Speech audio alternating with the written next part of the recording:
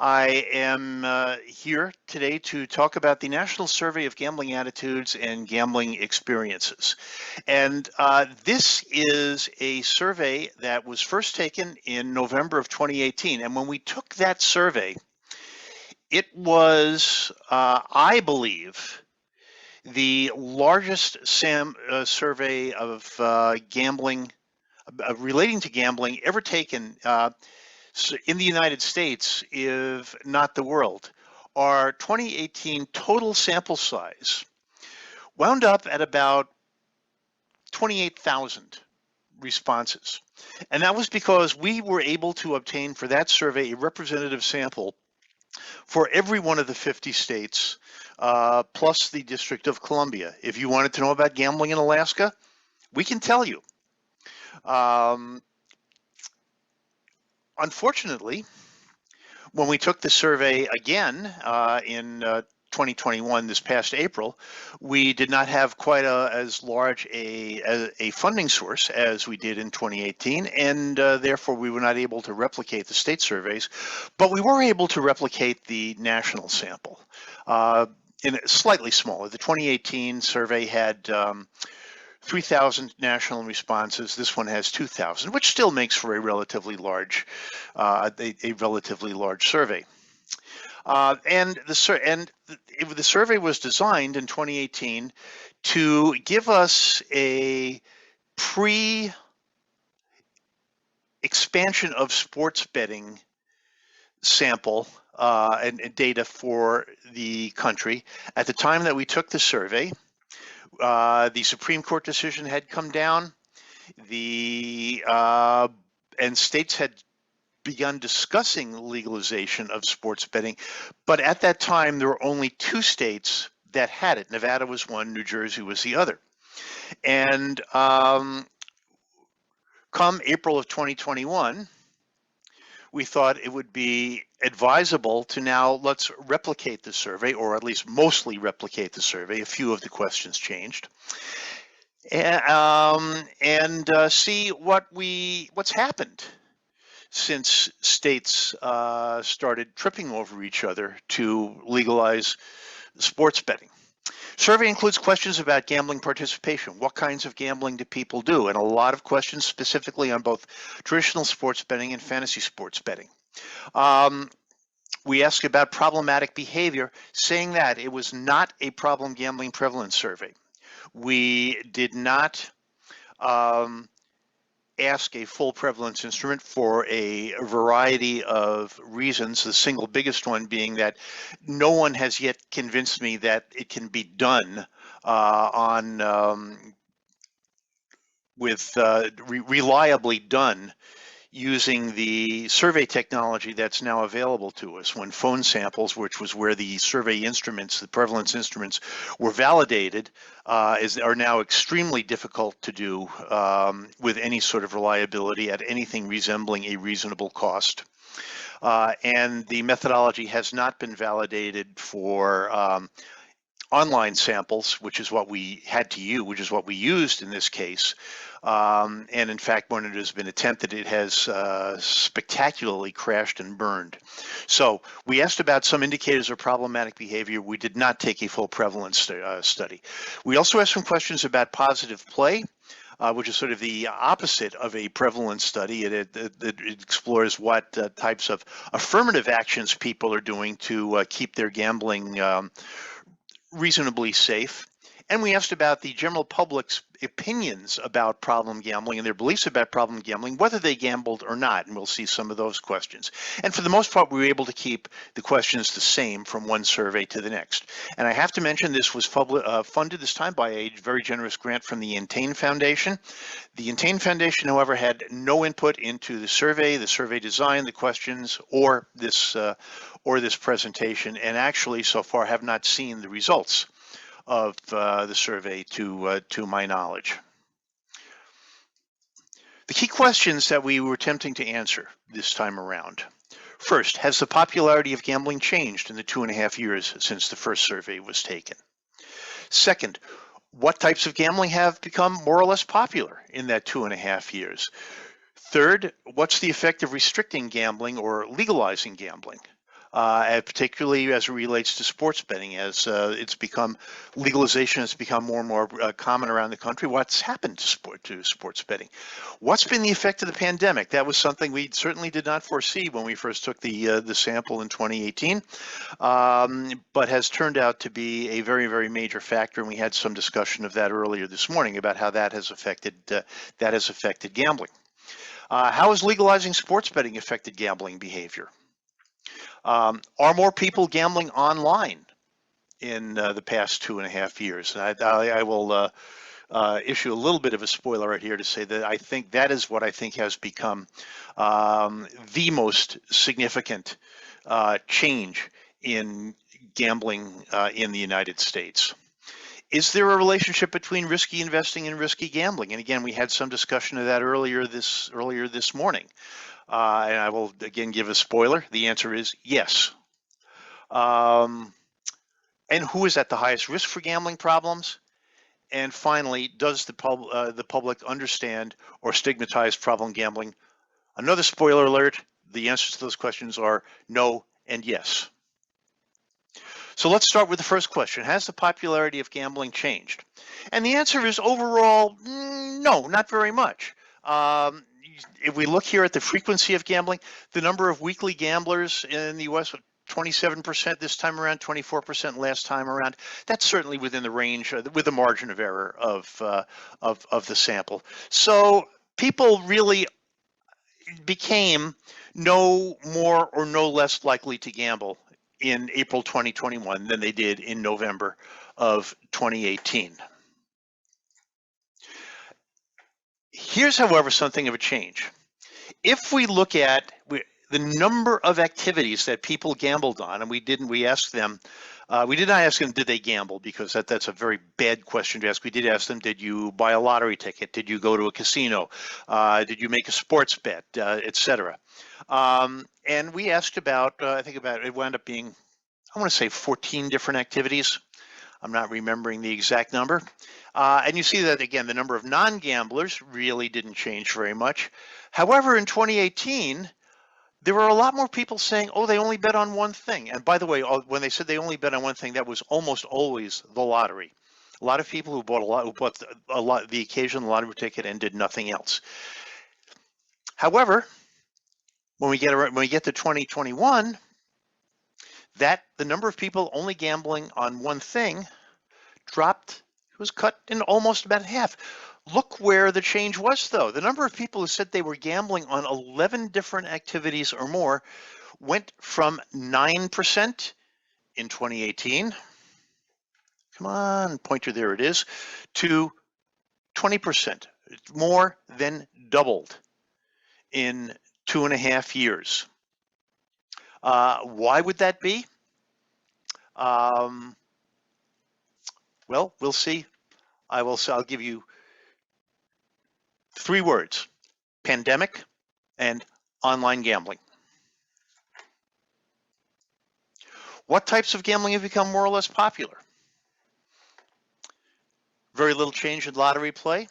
Raffles are down a little bit, which doesn't surprise me, given that a lot of the organizations that would sponsor raffles, say PTAs, school groups, whatever, were not active. Couldn't be doing that during the pandemic. So I'm not surprised at all that went down.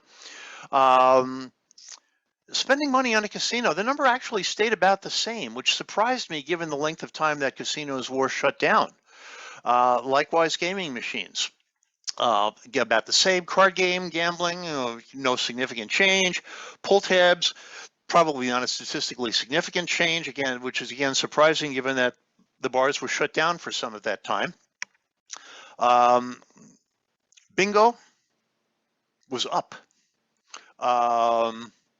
That's continuation of a long-time trend. We've been seeing, and I think, Todd, you will confirm this, in Minnesota, rising numbers of bingo players for quite a few years now, and they are not whom you would expect bingo players to be.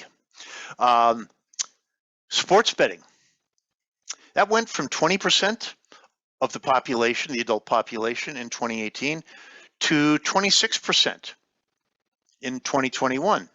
Now, you'd have 2 reactions to that. One, that's a pretty big increase, and yes, it is. But the other is, well, wait a minute. We went from sports betting being legal in 2 states to being legal in more than 20. Shouldn't that increase be more? And no, it's not. And that's I think a really interesting story. But likewise, fantasy sports, which was not affected at all by the Supreme Court decision, went from 17% of our adults nationally to 24%. That's an enormous increase. And here's the big one. Online gambling, 15% of the population to 25% of the population. That's an increase of about 67% in a year and 2.5 years. That's an absolutely amazing and astounding number. And some of these other oddball ones, horse racing or dog racing. Well, dog racing is pretty much, there are only, I think, like 3 or 4 states left where you can find a dog track. Shot up by about 50%, 14% to 21%, after years and years and years of declining audience for horse racing. And why would that be? Well, I have some speculation on that, and we'll see. Spinning wheel games, Wheel of Fortune, big increase. Roulette, some of the more less popular casino table games like roulette or craps or other dice games, which were our lowest participation games, went up again by a pretty high number at a time when casinos were shut down, restricted, whatever. Why would that be? Very interesting, and we shall see. I have to keep you in some level of suspense. I've said in particular, these are, I think, the items of real interest in terms of how gambling changed in 2.5 years. And if we translate some of these into numbers of people, that means is in 2.5 years, we have 15 million more people betting on sports. About 18 million more people betting on fantasy sports, and 26 million people, an increase of 26 million people betting online over a 2.5 year period, which is not all that long.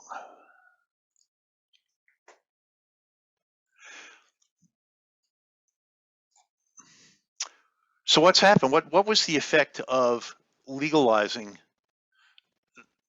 sports betting? In this case, what happens when we legalize a form of gambling? And I'm just going to show you one slide on this right now, because the answer appears to be not all that much. Here we could break out. Well, we couldn't get data on individual states. We could separate those states where sports betting was legal in in April of 2021, and states where it wasn't. And this was the finding that astounded me. There's no difference. Legalization of sports betting did not seem, yes, sports betting was up, but it didn't seem to matter whether you were in a state where it was legal or not. And what that tells me is what drove that growth was not the legalization. It was something else. And likewise, fantasy sports. No difference between the states where sports betting was legal and sports betting where it wasn't. Now, you can do sports betting online in some, but not all of the states where sports betting has been legalized. But again, that did not lead to a big jump in online wagering in those states, because here again, the online wagering is no different in the legal sports betting states and the not legal sports betting states. Not at all what I was expecting and what I'm guessing that many of you were expecting. So yes, gambling has changed in those 2.5 years, but not because of legalization. How did it change during the pandemic? And this, I think, is where the story is. We asked people on the survey, during the pandemic, have you been gambling more, gambling less or gambling about the same. Now, again, this is self-identified. It's possible that what they say may not actually match their actual behavior. That's always the risk. We couldn't measure that. But about half of the public who were gambling in 2021 said they were gambling less than they had been before the pandemic. Okay, that makes sense.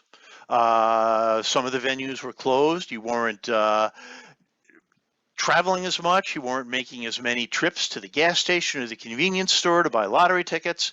So it's not surprising that a fair number of people say they were gambling less. And about a third said that they were gambling the same. But we had about 1 in 5 say during the pandemic, they were gambling more than they did prior to the pandemic. Now, I mentioned earlier that we did ask about some problematic play indicators, and specifically we asked about 4 of them, and they were 4 that were either taken from the 2-question lie bet questionnaire, or the 3-question brief biosocial gambling survey. I forget what exactly that's called, and one of those was there was overlap on one of those. So we wound up with 4 indicators of problematic play. So we looked at, well, how did those indicators break out relating to how they gambled during the pandemic? And here are the number of people who were showing some problematic play. They basically, they answered each of those 4 questions. They could answer, yes, I've done this once or twice. Yes, I've done this a few times. Yes, I've done this many times. And this is people who said yes to any of that. They had done it at least once, maybe more. People who said that, not surprisingly, the people who said they were gambling more during the pandemic, almost 9 out of 10 of those were showing some indication of problematic play, at least as defined by those 4 questions. In other words, I think it's very safe to say that the people whose gambling increased during the pandemic were at higher risk than the people who weren't. And you see here, the people who gambled the same, only 30% said they gambled once or more, that they had one of these issues once or more. Now, again, saying that you lied about your gambling once, or that once you felt the need to gamble more money for the same feeling of excitement, which were 2 of the 4 questions, that's not a big deal. Especially because we don't know, there's no perspective on those questions. How much more, how big a lie did you tell about your gambling? How much more money did you feel like you had to bet to get the same feeling of excitement? So, the 30%, yeah, that's a lot of people, but that number is not necessarily reason for concern. But here's the one I found really interesting. Look at this. The people who gambled less during the pandemic, half were showing some potentially problematic behavior. And, the initial reaction would be, well, wait a minute, they were cutting back on their gambling. Shouldn't they be showing less problematic gambling behavior than the people who were gambling the same? But if you think about it, gambling less could well have been a stressor. If you're gambling less because you're not getting out for entertainment as much, or traveling as much, it's something that you really enjoyed, yeah, that can be stressful. Or maybe you're gambling less because your finances weren't what they were. Is that a source of stress? Yes, we learned this morning that pandemic-related stress comes from a number of sources. And maybe gambling could be one of those sources of stress, but maybe those other sources of stress could lead to a change one way or the other in gambling behavior. And it's those other stress factors that are leading to the problematic play. If you are gambling less during the pandemic because your finances are in trouble, maybe you're feeling stressed because you're gambling at all and you feel you shouldn't be, and that leads you to do something like lie about their gambling behavior. And maybe you've cut back on your gambling, and therefore you're making smaller bets than you used to, and that's the cause of some discomfort or stress. So when you think through it, this number, I guess, really shouldn't come as quite the surprise that it did to me when I first saw it, and maybe to you. Now, here we looked at people who answered yes to all four of the indicators, and you see the same pattern. Half of the people gambling more during the pandemic said yes at least once more to all four of the indicators. 1 in 4 of the people gambling less, and 1 in 10 of the people who gambled the same. The people whose gambling didn't change for whatever reason had much more stable overall gambling behavior and seemed to be at much less risk. So here are the people who I think you could likely say are definitely experiencing some problems relating to their gambling. The ones who answered many times to these questions. And again, for the most part, we see that same pattern. How often have you felt restless or irritable when you tried to cut down or stop your gambling? Many times. 16% of the people who gamble more, 8% of the people who gamble less, but only 3% of the people whose gambling was unchanged. Here's the one that's incredibly dramatic. How often have you relied on others to pay debts or bills relating to gambling? I don't like this question particularly. I don't like the way that it's phrased on the DSM because I think it's a good clinical question. I don't think it's a good screening question because I think it's a very long and wordy question, and I think people kind of say, well, how often have I think about how often? Oh yeah, I needed some help to pay some of my debts. But it wasn't necessarily gambling related, or maybe people say, that might have been because of my gambling, but it really wasn't. It was because of other financial factors. They're just maybe because they're feeling guilty about their gambling, that's what they attribute it to. So I think these numbers are higher come through higher on the survey than in fact they actually are in real life. But I think it's still really, really significant. And look at this for the people who are gambling more. Clearly, these are people who are feeling some financial distress, many of them. And these numbers are relatively small. Again, still higher for the gambling less group, but than they are for the gambling the same group. Although I would caution margin of error in this that might not be distinguishable. How often have you needed to gamble with larger amounts of money? Tolerance. Again, that same high, a little high, not very high at all pattern that we are seeing in all of these. So who is it that is gambling more during the pandemic? There's an enormous age skew on that. Pay attention to this pattern because you will be seeing it frequently during this presentation.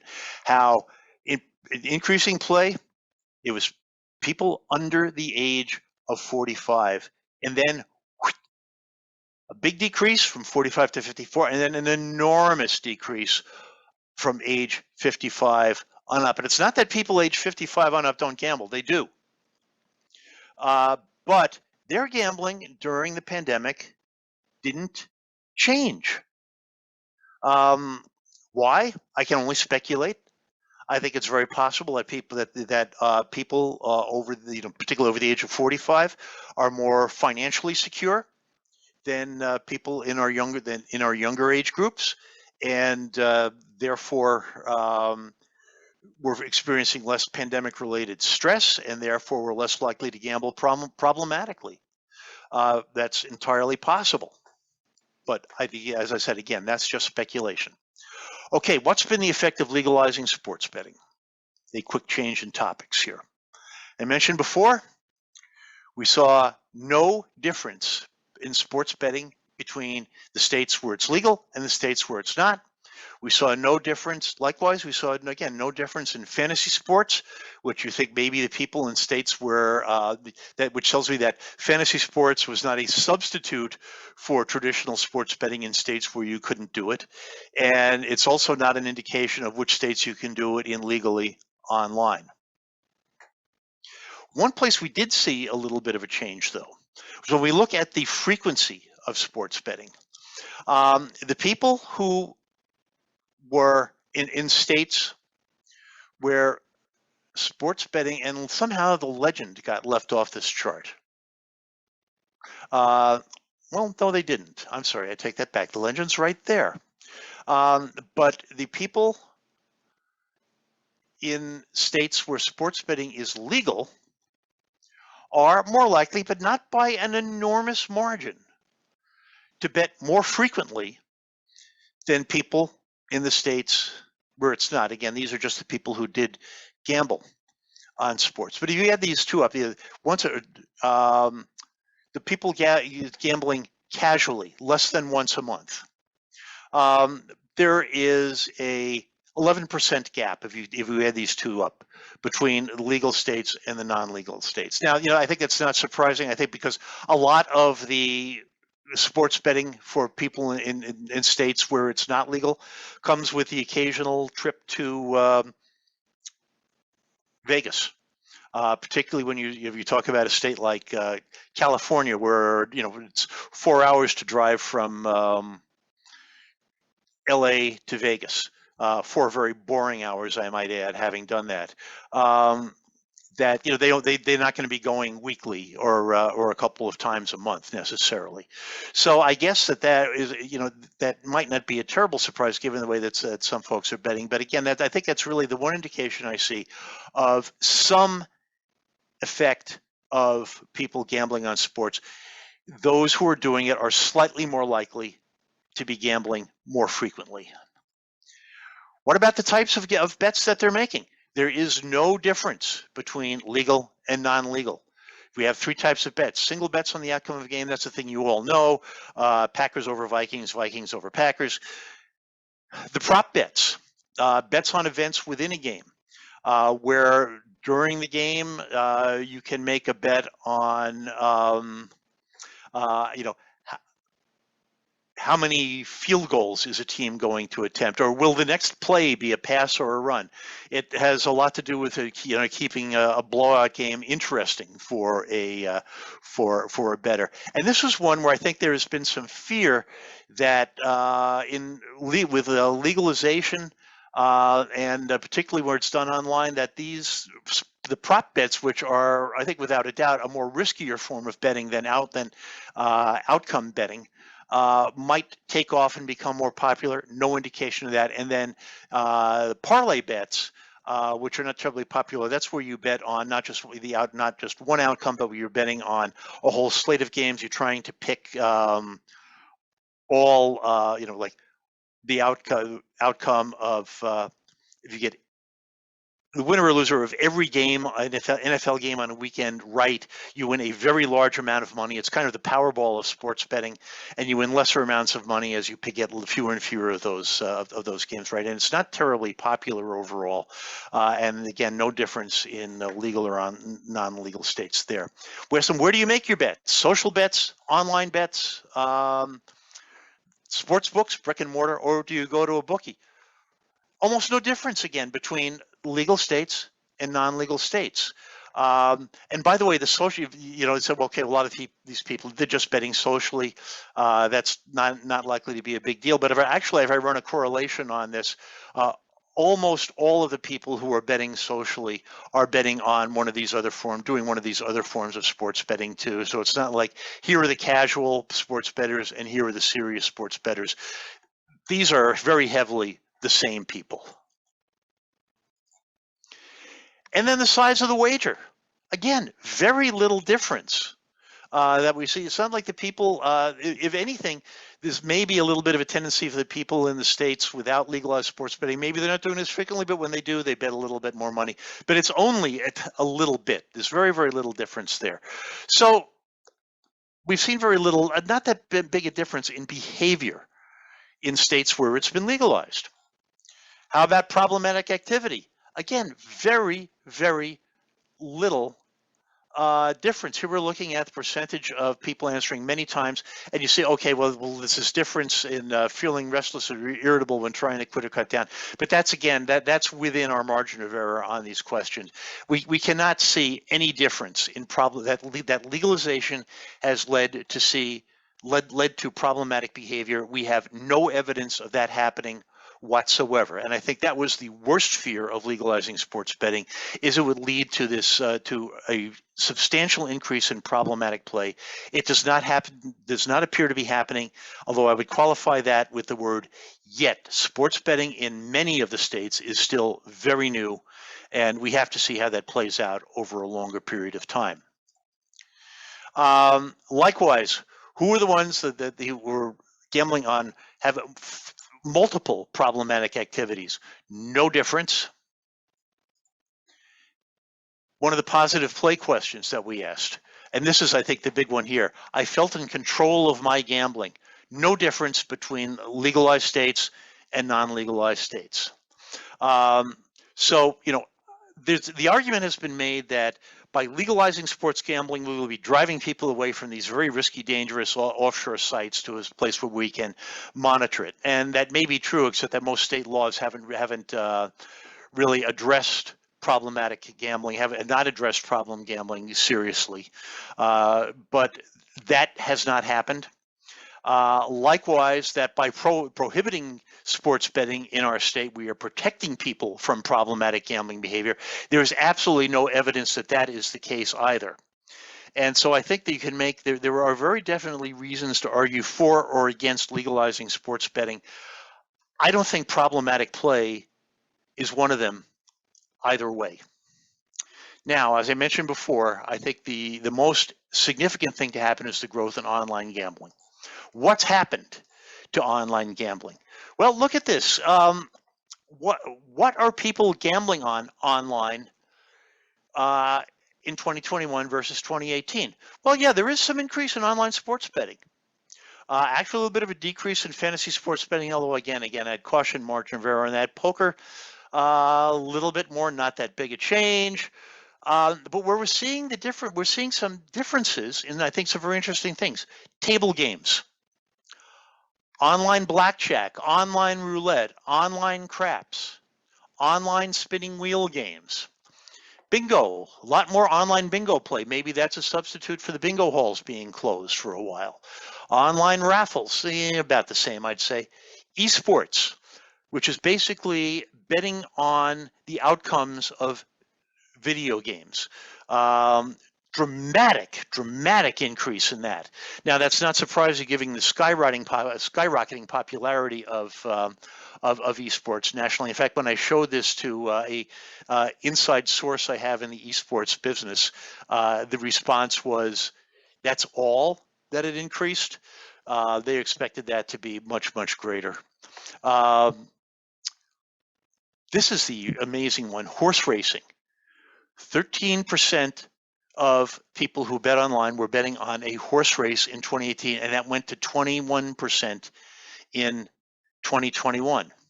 Virtual sports, that's things like where basically it's a simulated sports event where you run the teams. If you think Madden, the Madden sports games, that's a virtual sports.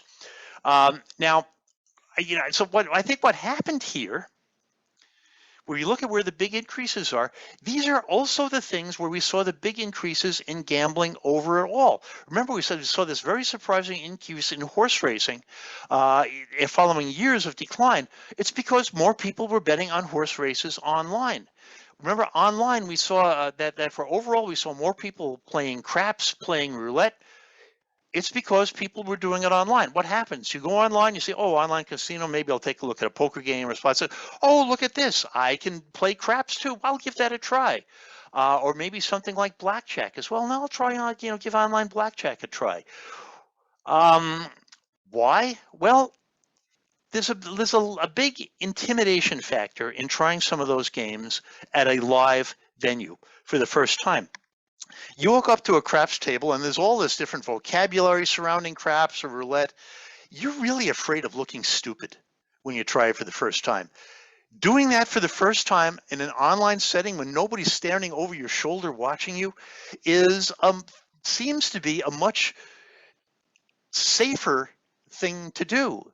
And so I think as people started looking at forms of gambling they know online, they were drawn to these other types of gambling that they hadn't done before. And they thought, oh, maybe I'll give this a try. And maybe they decided they liked it. Maybe they played it a little more. They started playing it more frequently.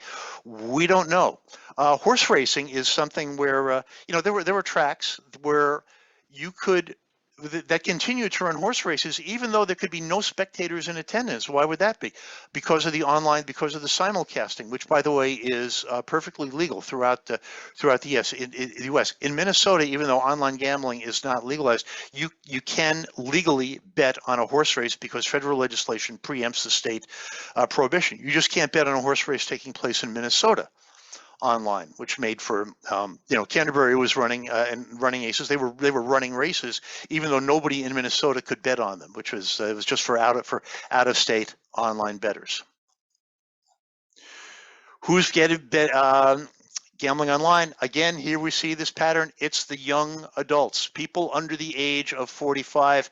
You get over the age of 45 and that number falls off a cliff. It's the same thing that we see from sports betting. It's the same, yes, online gambling I think is more risky, as you'll see, so is sports betting, and it's the young adults who are much more likely to indulge in these riskier forms of gambling. That will come as no surprise. And again, men more than women by a pretty significant amount, and the growth, although the actual percentage growth in both men and women has been about the same. Next question, what do we know about gambling and investments? We asked the question about, do you hold investments?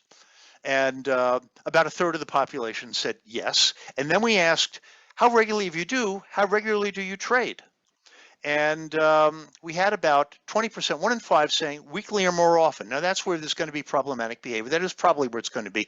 Another third, the 29% saying they would trade 1 to 3 times a month. They're actively involved in their investments. And then you have the more casual, the buy and hold traders out, who are at about half of the investors. Do investors gamble? Absolutely yes. If you have an investment in the financial markets, you are more likely to gamble by an 86 to 70 margin than people who are not investors. And if you are a weekly trader, if you are trading your financial instruments weekly, you are almost for certain gambling on something else as well. Non-gambling frequent investors are an endangered species if they ever existed at all.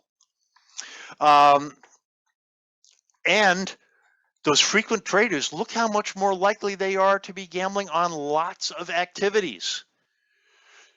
We had 2 out of every 3 of our weekly traders were gambling on 7 activities or more. So not only are our weekly traders gamblers, they are very frequent gamblers, or gambling on many things. And we see this reflected in problematic behavior. The weekly traders are much more likely than all gamblers to be answering many times to at least one of our 4 problematic gambling behaviors. So there is, I think, a very definite link between trading practices, the people who are very actively involved in managing their investments, and problematic gambling behavior. And I think that has some interesting implications for, potentially for therapeutic or screening questions. I think it means that you need to address people's investment behavior as well as their gambling behavior. That's something I think that needs to be asked about. And I think it's certainly something we have to identify as a potential risk factor.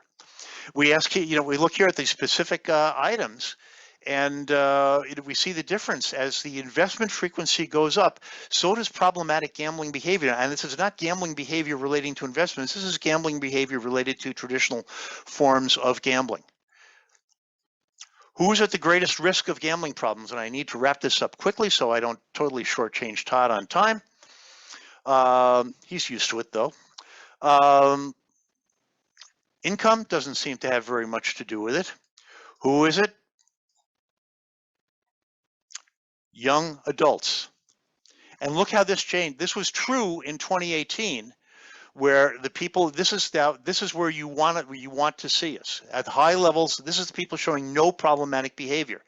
And the difference in 2018 was 48% of 18 to 24-year-olds or 25 to 34-year-olds showing no problematic behavior versus 92% of 65 and older, 79% of 55 to 64.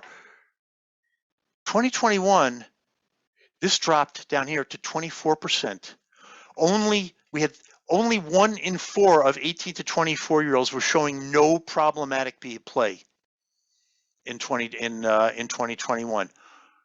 Only 29% were showing no problematic play of the 25 to 34-year-olds. On the other hand, 55 and older, that didn't change very much. So it's very clear. This is where the risk is. Look at this enormous drop off in the 35 to 44-year-old group, which is where I think we've seen the biggest changes. So this is clearly where the risky behavior is taking place. Again, do you see the same thing with people answering many times? We fall off the cliff again out here at the age of 45. That seems to be the determinant. And 3 or 4, we're answering to 3 or 4 of those indicators, same exact pattern. We ask this is one of the positive play questions. Do you agree that gambling is not a good way to make money? And we want you to strongly agree with this, because you agree somewhat. Well, maybe then you at least entertain the possibility. Only 1 in 4 of our 18 to 24-year-olds strongly agree with that statement. We've had 3 in 4 who are willing to entertain the possibility that gambling is a good way to make money, compared to only 1 in 4 when you get out to 65 plus. And so I think there's a misconception that we need to address strongly in our young adults. They think, hey, yeah, gambling seems to be a good way to make money. And not a surprise here, men seem to be at higher risk than women. However, sports bettors are at way more of a risk than the non-sports bettors, people who gamble, but not on sports. If you just look at this, if you bet on sports, you are 13 times more likely to have relied on somebody else to pay your debts than if you gamble but not on sports. 6 times more likely to lie about your gambling, 4 times more likely to have felt restless or irritable when you try to cut down. Sports betting is clearly an activity associated with risk. Now, there's a multi-way correlation going on here. Is that because they are sports bettors? But remember, our sports bettors tend to be young adult, young male, who are at the greatest risk levels, young males. So is it because they're betting in sports, or is it because they are young males who like to indulge in risky behavior? I don't know. Here's another way of looking at this. If we look, who are the people who said that often they relied on others to pay their debts or bills? 96% of them were sports bettors. Who are the ones who are lying about their gambling? Many times, 86% of them are sports bettors. It's almost as if you can have a 1-question or a 2-question problem gambling screening instrument. Question 1, are you under the age of 45? Question 2, do you bet on sports? And if the answer to both of those is yes, then you might benefit from some counseling. Otherwise, you probably don't. Does the public understand problem gambling? I'm going to go through this super quickly. We asked about how likely are these factors to cause a gambling problem. And again, we asked this of everyone, not just gamblers. And the overwhelming answer was having an addictive personality. 80% of the public said, yes, this is what cause of a gambling problem. The problem is, of course, that having an addictive personality doesn't exist. Researchers have been finding for a long time, trying to look at the commonalities between people with addiction to see if there is such a thing as an addictive personality, and they can't find any. Being around people who gamble a lot, 80% said yes. Well, who knew it was contagious? And then the big one, not having enough willpower. 3 out of 4 said, yep, that's it. It's a problem with your willpower. If it's a problem with your willpower, what do? You suck it up. You don't have to go to a treatment professional for a problem with willpower. Traumatic event, which was discussed this morning, less than half said that's likely to cause a gambling problem. And we know how much that is associated with a gambling problem and other forms of addiction. And genetics or a medical condition, again, about less than half saying that's it. So we've got people don't understand what the cause of a gambling problem is. We have some people with a gambling problem unlikely to recover or get better. We still have 1 in 4 people agreeing with that. They don't believe that recovery is likely. I'd love to change the minds of the 1 in 4, but about a third really don't know. So I think it's safe to say there's a fair amount of skepticism about recovery. That's a problem. Why? Well, we asked, what is this? If this person's in recovery from a gambling addiction, what does recovery mean to you? And here we said half saying the person is trying to stop gambling. Now you can answer yes to these. Were questions we asked independently, so it's possible to answer yes to all of these. Again, has their gambling under control? Only about 1 in 3 said, yep, that's what it means. A lot of people are saying they're trying to stop gambling, but they really haven't done it yet. So again, there's I think some skepticism around recovery that we need to overcome. Final thing I want to mention is this. We asked people, do you consider this to be gambling? Do you consider making a bet on sports to be gambling? 3 in 4 said yes. That means 1 in 4 said, no, it's not gambling. Slots, 69% said yes, that's gambling. That means 3 in 10 said, no, it's not gambling. If you don't think playing slots is gambling, I don't know what you do think is gambling. To coincide with, again, what we learned later, in the late morning session, only 1 in 3 said regularly trading bonds, stocks, bonds, etc. is gambling. But we know that it can be, and I think there's a potential risk there because somebody says, "Oh boy, I need to get my gambling under control, but I do need some money. Maybe I'll try to do some day trading or at least frequent investing or whatever," because that's not gambling, and we know that there's a lot of relationship going on there. And again, but overall, with all of these things, if you don't think these things are gambling and it's what they do, could you have a gambling problem? Well, not if it's not gambling. You can't. If what you do isn't gambling, are you going to go to a gambling counselor? Yeah, maybe not. And I always said that I think the definition of gambling is what someone else does that you don't. And this is, again, seems to be very much correlated with age. 92% of the 65 and older, you said, yes, as you get older, you do get smarter. Said making a sports bet is gambling, but only half of 18 to 24-year-olds considered sports betting to be gambling. I want to talk to you about your gambling, about your sports gambling. Well, wait a minute, that's not gambling. You don't need to talk to me about that. And likewise, this is an interesting one. We're asked about how about betting on slots, and I broke that out by how frequently you do it. The less frequently you do it, the more likely you are to consider it gambling. Here you have people who bet on a slot machine weekly. Fewer than half of them are saying that betting on a slot machine is gambling. That's I think a pretty amazing and I think pretty significant misconception. So there's my quick tour of the NGAGE survey. At this website, ncpgsurvey.org, as reports are done, that's where they will be posted. It's also where you can go back and see the 2018 survey and the 2018 survey reports and some brief results for every state. If you're dying to see what gambling in Alaska is like, that's where you can go look. And thank you so much for your time. And Todd, I hope I didn't eat up too much of yours. I'm Todd Maki. I've worked as a research analyst for the Minnesota Lottery for several years.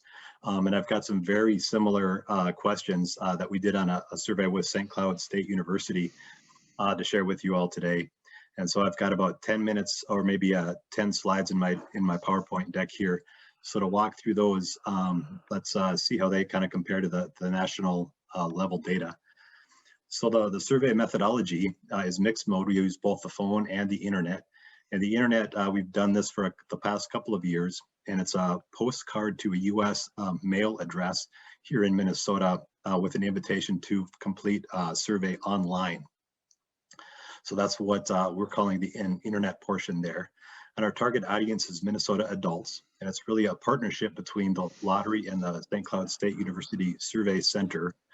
We collaborate on the questions, they collect the data, the lottery does the analysis and the report writing. And we completed about 1,038 interviews in 2019 and 1,441 in 2021. And so looking at the questions, you'll notice some similarity here between the kinds of questions they ask on the NGAGE survey and the kinds of questions we're asking here in Minnesota. And overall, we've got Powerball or other lotto games, lottery scratch games, raffle tickets, pull tabs, casinos, and slot machines as the best ever kind of categories, as the most popular categories of gambling here traditionally in Minnesota, with sports events and card games and bingo and dice and the internet and horse races, toward the bottom of our list. And the dark blue is our past year participation rates. And so if you add up all of those things, we see that 64% of Minnesota adults reported participating in one of those types of activities during the past year. I should say one or more. So comparing data from 2019 to 2021, this is where I see our first big difference in Minnesota data, is we found 64% of Minnesota adults participating in some kind of activity here during the past year, as opposed to 80% 2 years ago. And that was a shock to see that drop when I was just looking at the Minnesota data. And it just does not line up all that well with NGAGE national survey data at all. And my best guess here as a research analyst is that we have lost a number of casual gamblers here in Minnesota, and the folks who are still participating are probably doing it as much or more than they have before. So the biggest drops that we see are in raffle tickets, in casino participation, in slot machines, in bingo, toward the top of the chart in Powerball or lotto games, and that's kind of a big jackpot driven kind of thing. So we've actually done this survey a number of years, right, for a long time. And so looking at that big 64% number here, you can just see how that compares to previous years' survey collections, right? And the 2018 gap and the 2020 gap are years that we did not ask the survey because we're on an every other year kind of cadence now. So according to this historical data, 2017 was our peak gambling participation here, with 88% of Minnesota adults reporting on some form of gambling in the past year, 80% in 2019, and 64% reporting that kind of activity in 2021. So we also collaborate with Northstar on some gambling problem gambling kinds of questions, just like those are similar to the NGAGE survey, right? So if someone close to me had a gambling problem, I would know where to get them help. I'm glad to see that there are more folks who strongly agree or somewhat agree than somewhat disagree or strongly disagree with this question. But if you add up the agrees, we're only at about 50%. And so I think we can do a lot better job letting folks know where they can get help for a gambling problem here in Minnesota. Treatment for problem gambling is often successful. Somewhat agree is 25%, but there are a lot of folks, over half, that just don't know about that, if that's true or not. And a smaller portion of those are in the refused category, refused to answer the question, that is. So another indicator that we can do a better job of getting the word out about the success of problem gambling treatment. So would you say that addiction to gambling is primarily a personal or moral weakness, a medical problem, or both? And folks answered both most often in this question. We didn't ask this question in 2019, so these are just results from 2021. When you hear the word recovery, as in this person is in recovery from a gambling addiction, what does recovery mean to you? Very similar. This person is trying to stop gambling to the NGAGE survey here with 47%. And this person has their gambling under control at the next most answered category at 22%.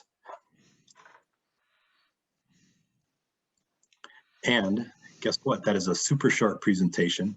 And that's a very quick summary of what we've learned here in Minnesota. And so I'm going to stop sharing my screen and kick it over to you, Susan, to see if we've got any questions we can answer today. Yeah, thank you. So we do have a few questions. Any understanding, Don or Todd, as to why men gamble more than women? Is there anything definitive that has been found? Oh, I could make so many really snide remarks here.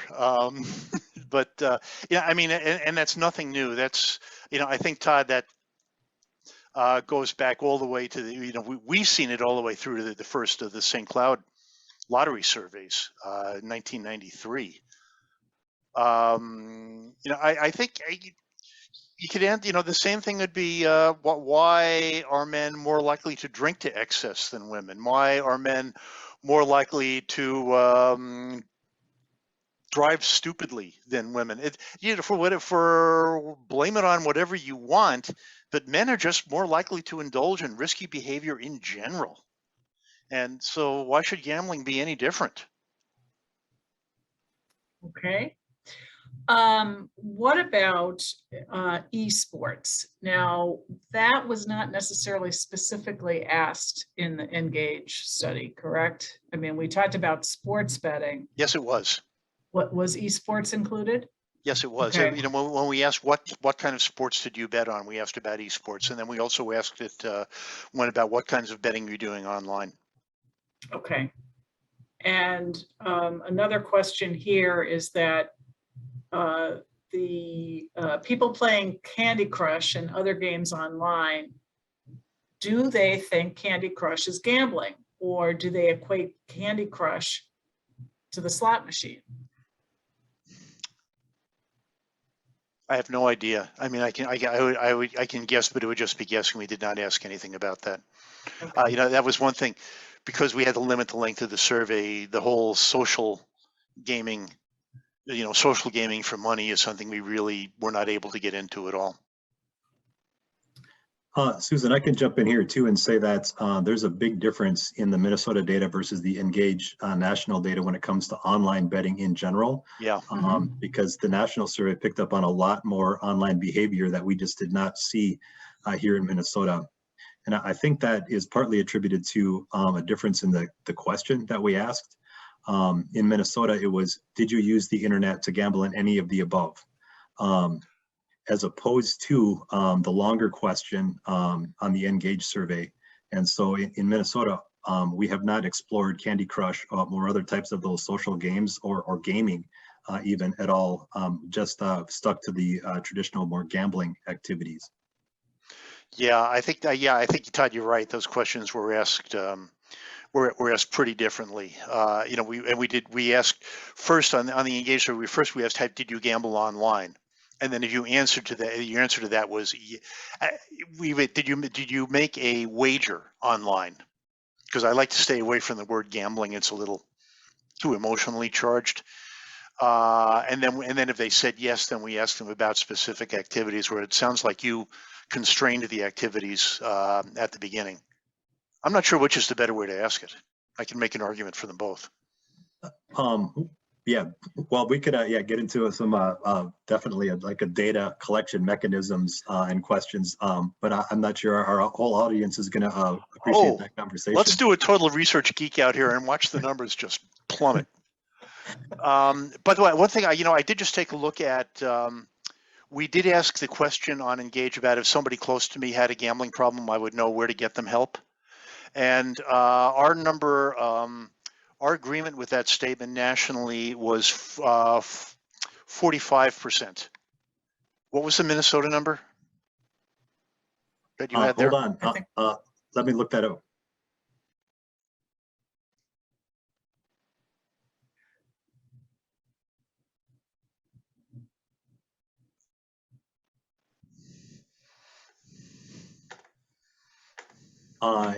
It was, you're talking about treatment for problem gambling is often successful? Oh, that's what I thought was, that's not the one I was No, looking no, at. Yeah. where to go for help was, Oh, I don't yep, think you where to asked go that for help? question though.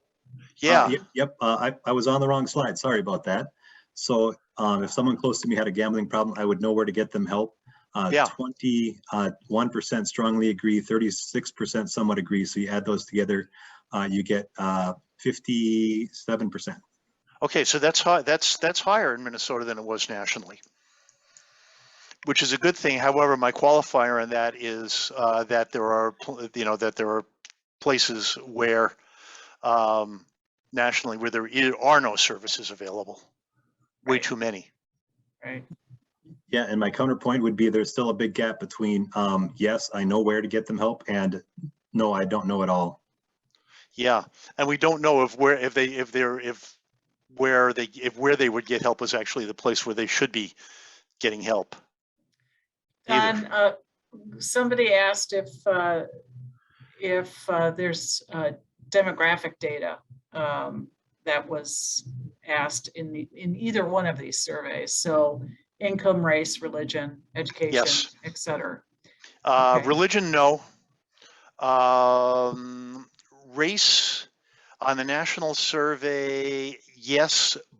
But what happened is when we started to some degree on the 2018 survey and to a much greater degree on the 2021 survey because of the smaller sample size, when we started looking at things like, number of sports bettors by race or, ethnicity, the numbers just got too small to be reliable. So the final report is going to have very, very little on that. Just because, I think you really need a larger survey than we were able to do to do that accurately. Income, yes. Educational attainment, yes. However, those differences for pretty much anything having to do with gambling simply were not that great. The bigger demographic determinants by far were age and gender, particularly age. One thing I will mention is on sports betting, and this was interesting, there was very definitely though a skew on sports betting to higher socioeconomic status. In other words, the most likely sports bettors were the people with the highest incomes and the highest level of education. Most other forms of gambling, and I'm thinking more of 2018 than 2021 because I'm still working on the 2021 analysis actually. Socioeconomic status was just not a determinant of gambling behavior at all. Again, the exceptions being sports betting, fantasy sports, and also online gambling, and those skewed towards high income, high education were the people who were doing those. Well, I'd like to put a plug in right here for our feedback tool, which is in the Resource Center. And it will also be on our homepage on our website come tomorrow. But this is a survey that will enable anyone to see how they compare to other gamblers in Minnesota. So it's a fairly short survey, and then a report is generated. And it'll provide you some information with regard to tips and safe minimizing your risk as you indulge in gambling. So, Susan, I just want to address this one other question I'm seeing. I just want to address this quickly. So, does the study show people who personally go to casinos are more compulsive than sports betting? And the answer quickly to that is no. And the problem with that is that there is so much overlap between the types of gambling. I mentioned very few people only do one type of gambling. And when they do, and that's likely to be people who are just buying the occasional lottery ticket. And one thing that did show up very quickly, and I didn't show it in this presentation, but it's very much there, is that a really good predictor of problematic play is how many different types of gambling you do. The people who are out there doing 7, 8, 9, 12 different types of gambling show much higher levels of problematic play than the people who are just doing 2 or 3.